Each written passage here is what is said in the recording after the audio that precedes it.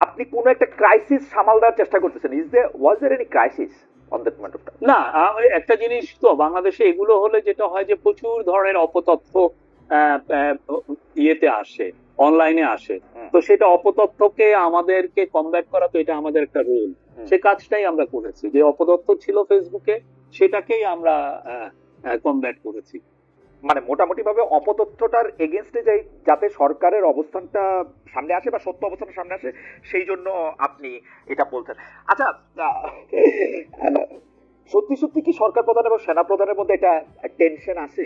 মানে কেউ কেউ এটা দেখতেছেন যে, আমি আমি আমি যদি খুব স্পেসিফিকলি বলি যে 30 জন সামরিক কর্মকর্তার বিরুদ্ধে আইসিটির যে অভিযোগটা 1 বছর পরে যেটা আসলো, সেইটা আসলে সরকার এবং সেনার বাহিনীর মধ্যে, ডক্টর ইউনূস এবং জেনারেল ওয়াকারের মধ্যে একটা টানাপোড়েনের ইঙ্গিত দেয়। বিষয়টা কি আসলে সেরকম কিছু?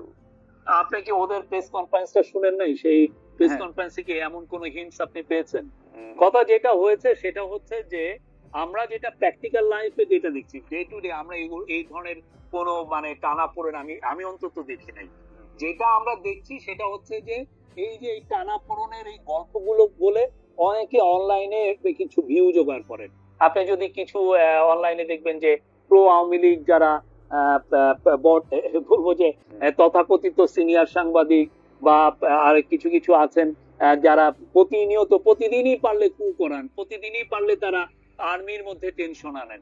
এগুলো তো আসলে খুবই, এবং এটা ওরা যেটা হচ্ছে যে বাংলাদেশে যে এখন ফ্রিডম অফ স্পিচ এবং ফ্রিডম অফ প্রেসটা আছে, সেটাকে ওনারা যথেচ্ছ ব্যবহার করছেন, অ্যাবিউজ করছেন। এটা কোনো দেশ এটা অ্যালাউ করে না। না, মনে করেন যারা প্রতিদিন কু করতে চাচ্ছেন বা প্রতিদিন কু করাচ্ছেন, বা মানে তারা তো সবাই আসলে এন্টি আওয়ামী লীগের না, বরং বড় একটা অংশ, সরি প্রো আওয়ামী লীগের না, তারা বড় একটা অংশই এন্টি আওয়ামী লীগের। তারা এই সরকারকে ওন করেন, তারা এই সরকারকে মানে আওয়ামী লীগের বিরুদ্ধে বিপ্লবে বিশাল ভূমিকা রেখেছেন।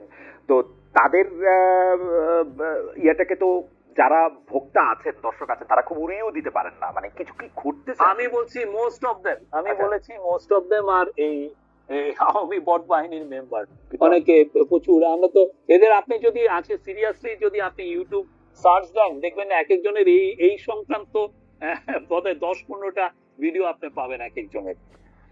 আনফরচুনেট মানে এটা মানে কু হচ্ছে এই সবচেয়ে কু হচ্ছে, বা সামরিক বাহিনীর মধ্যে একটা বড় গন্ডগোল হচ্ছে, সেইটা কিন্তু যারা আওয়ামী লীগের বিরোধী বড় ইনফ্লুয়েন্সার আছেন তারাই করতেছেন শফিক ভাই। অনেকে, আপনি আমার মনে হয় শুধুমাত্র 1-2 জনের কথা বলছেন, কিন্তু তারা তো বড় ইনফ্লুয়েন্সার। ছোট ছোট মানে যারা করতেছে তাদের কথা আমি হয়তো আপনার অনেক, আমি মোস্ট অফ দেম আমি ওইটা বলেছি, আপনি দেখেন। আচ্ছা, মোস্ট অফ দেম, আচ্ছা আপনি তাদের সংখ্যার মধ্যে